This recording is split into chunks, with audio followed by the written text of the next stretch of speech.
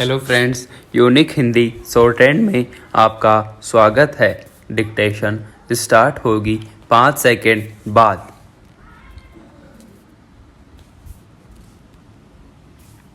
Start. अध्यक्ष महोदय, हम अपने युवाओं का कौशल विकास करते हैं, उन्हें टेक्नोलॉजी, इंजीनियरिंग और उद्यमिता के लिए तथा कला और शिल्प के लिए प्रेरित करते हैं। उन्हें संगीत का सृजन करने से लेकर मोबाइल ऐप्स बनाने के लिए और खेल प्रतियोगिताओं में उत्कृष्ट प्रदर्शन के लिए प्रोत्साहित करते हैं। इस प्रकार जब हम अपने युवाओं की असीम प्रतिभा को उभारने का अवसर प्रदान करते हैं, तब हम अपने स्वाधीनता सेनानियों के सपनों का भारत बनाते हैं। सभापति महोदय, मुझे अंतर्राष्ट्रीय बौद्ध सम्मेलन 2018 के उद्घाटन समारोह में उपस्थित होकर प्रसन्नता हुई है।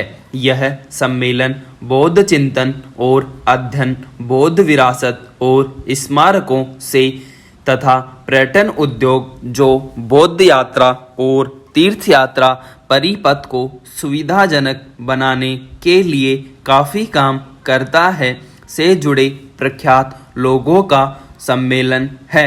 मैं विशेष रूप से लगभग 30 देशों के उन प्रतिनिधियों का स्वागत करता हूं जो इस सम्मेलन में भाग लेने के लिए भारत आए हैं और जो अगले 3 दिनों के दौरान इस समारोह में तथा महाराष्ट्र, बिहार और उत्तर प्रदेश में आयोजित कार्यक्रमों में भी भाग लेंगे।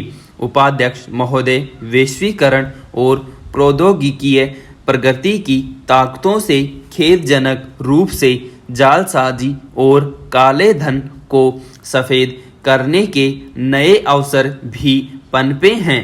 इसलिए आप जो कार्य कर रहे हैं उनके एक निष्पक्ष और पूर्वानुमानित एक कर व्यवस्था वाले विश्वसनीय कारोबार गंतव्य के रूप में भारत और भारत की विश्व प्रतिष्ठा के लिए काफ़ी मायने हैं।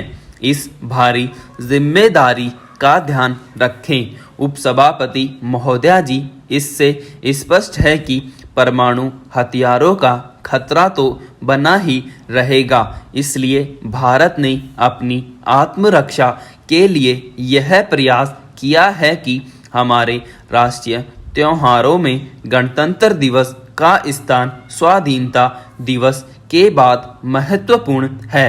आज ही के दिन हमने अपने राष्ट्र के विकास के एक विशेष संविधान को तैयार करके इस कार्य रूप में लागू करने के लिए सब प्रकार की तैयारी और योजना पूरी की थी। यह संविधान डॉक्टर भीमराव अंबेडकर की अपार बुद्धि और विवेक के द्वारा तैयार हुआ था। इस संविधान को लागू करके हमने अपने राष्ट्र को पूर्ण स्वायत्त गणतंत्र का स्थान दिया था। इसलिए 26 जनवरी को गणतंत्र दिवस कहा जाता है।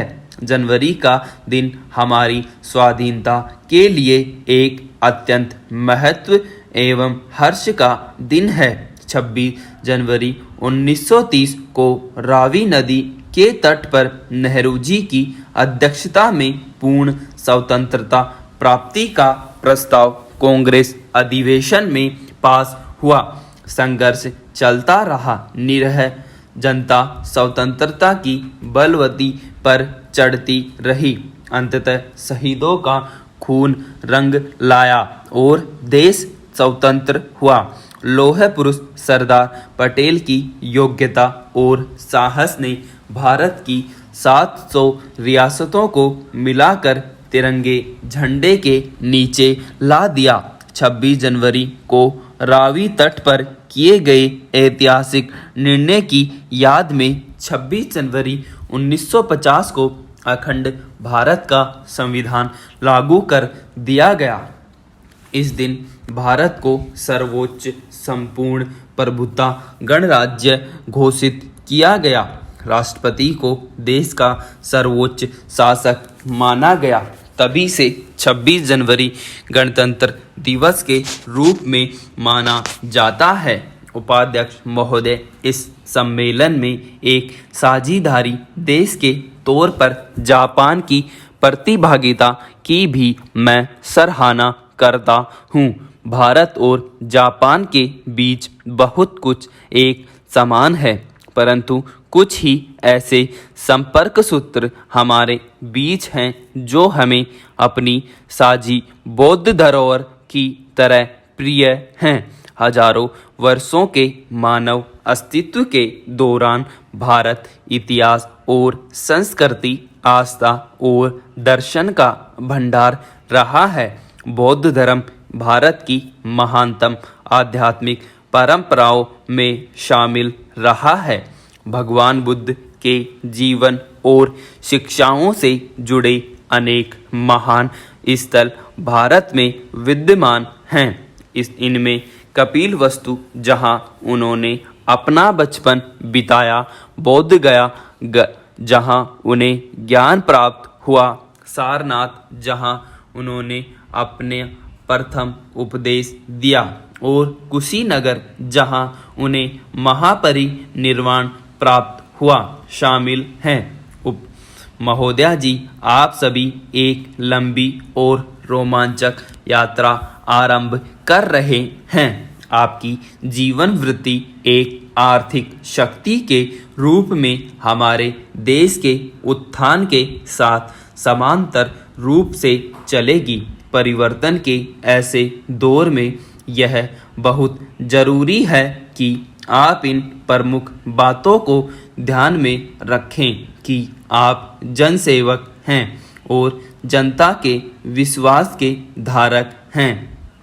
आपको पूर्ण समर्पण, मेहनत, ईमानदारी और निष्ठा के साथ राष्ट्र और देश की जनता की सेवा करनी होगी। किसी भी कार्य और उससे अधिक आपके राष्ट्र और देश की जनता की सेवा करनी होगी। किसी भी कार्य में और उससे अधिक आपके कार्य में निष्ठा अपरिहार्य है। विश्वसनीय कर अधिकारी ही एक विश्वसनीय कर प्रणाली का निर्माण कर सकते हैं। मैं आप सभी को भविष्य की शुभकामनाएं देता हूं। सभापति महोदय, 26 जनवरी को हम एक महान राष्ट्रीय पर्व के रूप में मनाते हैं। राजधानी दिल्ली में यह पर्व विशेष समारोह के साथ मनाया जाता है। विजय चौक से प्रारंभ होकर लाल किले तक जाने वाली समारोह परेड इस समारोह का मुख्य आकर्षण होती है। इस परेड को देखने के लिए लोग बहुत सवेरे से ही इकट्ठे हो जाते हैं। लगभग प्रातः 8 बजे राष्ट्रपति की सवारी विजय चौक पर पहुंच जाती है। प्रधानमंत्री उनकी अगवानी करते हैं। इसके बाद तीनों सेनाओं के सैनिक राष्ट्रपति को सलामी देते हैं। सैनिकों के बाद स्कूलों के बच्चों की टोलियां आती है जो तरह तरह के आकर्षक सांस्कृतिक कार्यक्रम प्रस्तुत करती हैं। बच्चों की ये क्रियाएं दर्शकों को मंत्रमुग्ध कर देती हैं।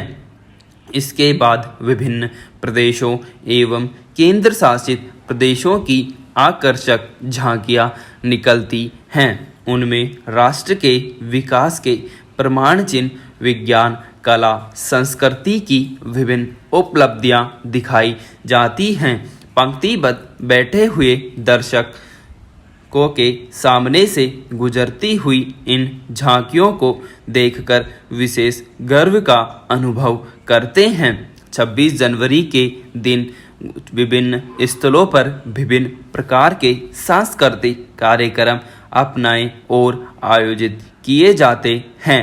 इस देश के प्राय सभी नागरिक इस महत्वपूर्ण त्योहार का विशेष आनंद लेने के लिए अनेक प्रकार की कार्यविधियों की स्वतंत्रता स्वतंत्रता पूर्वक अपनाया करते हैं। स्कूलों के बच्चे अपनी रंग बिरंगी पोशाकों में अपने कौशल दिखाते हुए जुलूस में भाग लेते हैं। विराम।